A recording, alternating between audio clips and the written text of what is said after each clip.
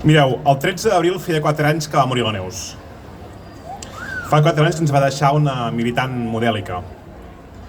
Nascuda l'any 1915, ja fa un bon grapat de dies, als Guiamets, a la comarca del Priorat, no és català i pallejà, ben enviat es va implicar en l'activitat social i política, inscrivint-se a les Joventuts Socialistes Unificades de Catalunya.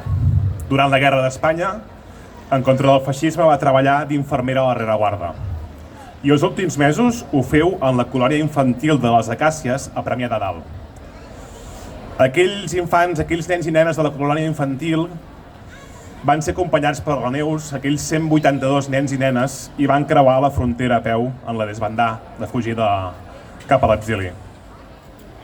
Més tard, la Neus, un cop ja a França, s'incorporà activament a la resistència contra el nazisme de la França ocupada, fet pel qual va ser capturada després que un veí la delatés a canvi de 6.000 francs.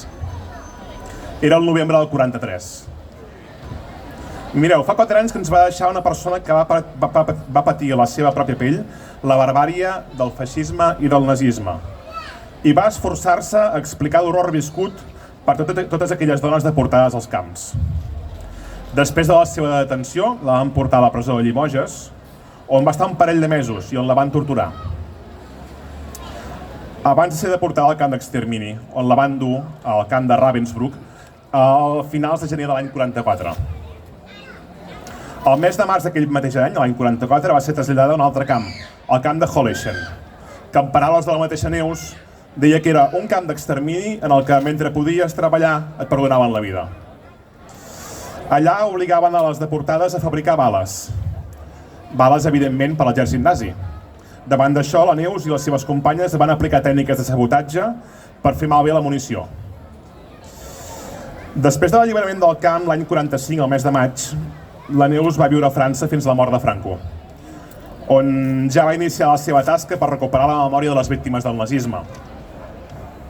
Quan va sortir del camp, ella i les seves companyes van fer una promesa, que es dedicarien la seva vida a explicar el que havia passat i el que havien viscut.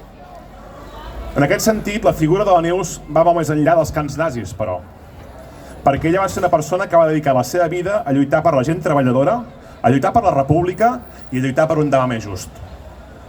La Neus era una comunista incansable, des de jove a la JSU fins a l'últim dia de la seva vida al Partit dels Comunistes de Catalunya. Una persona implicada en molts àmbits, a la Unió de Dones de Catalunya, al Moviment per la Pau, en el sindicalisme, el Comitè Internacional de Ravensbrück o l'Amical de Ravensbrück, entre molts. En aquest sentit, la Fundació No és Català, la que tinc el gust de representar avui aquí, la vol reivindicar en 4 vessants. Volem reivindicar la Neus com a lluitadora antifeixista. Volem reivindicar la Neus i la seva cultura de la pau. Volem reivindicar també la Neus i la lluita feminista i, com no podia ser de cap altra manera, la Neus i la militància comunista. Ella, però, no va ser l'única. És una de tantes dones i homes que han dedicat la seva vida per un demà més just. Forma part d'una generació de lluitadores i lluitadors, en qui sempre estarem en deute, personal i col·lectivament. Ens van deixar la seva experiència, el seu aprenentatge ens determina qui som i com entenem la vida i l'ètica militant. Ens va marcar el camí, un camí que ve de lluny, un camí que comença a la Comuna de París i que arriba fins avui dia i que ens transcendeix a cadascú de nosaltres. Mireu, estem acostumats al fet que carrers, places i equipaments portin noms de reis, de grans militars i persones poderoses. Més ben dit, homes poderosos. Per això és tan important ressignificar l'espai públic i escollir a qui volem retre homenatge.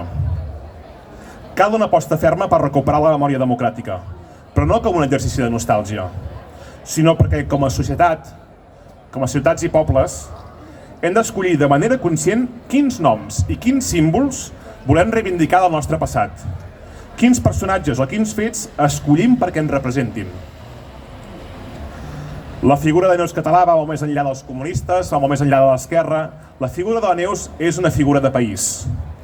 Una figura que ens interpel·la a totes i a tots, a cadascú de nosaltres. Una figura que ens convida a mantenir viva la memòria dels qui van lluitar contra el feixisme i pels drets dels treballadors i les treballadores.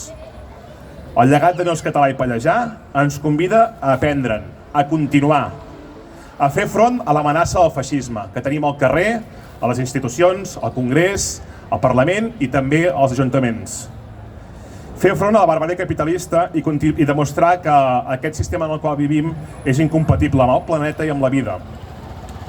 Dit això, per acabar, vull agrair a l'aposta de l'Ajuntament de Polinyà a dedicar un equipament tan important per la gent com és una biblioteca a la figura de la Neus.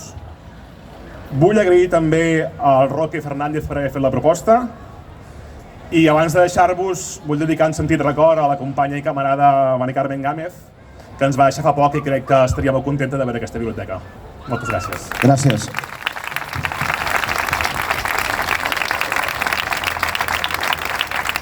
Moltes gràcies, Ricard. Gràcies.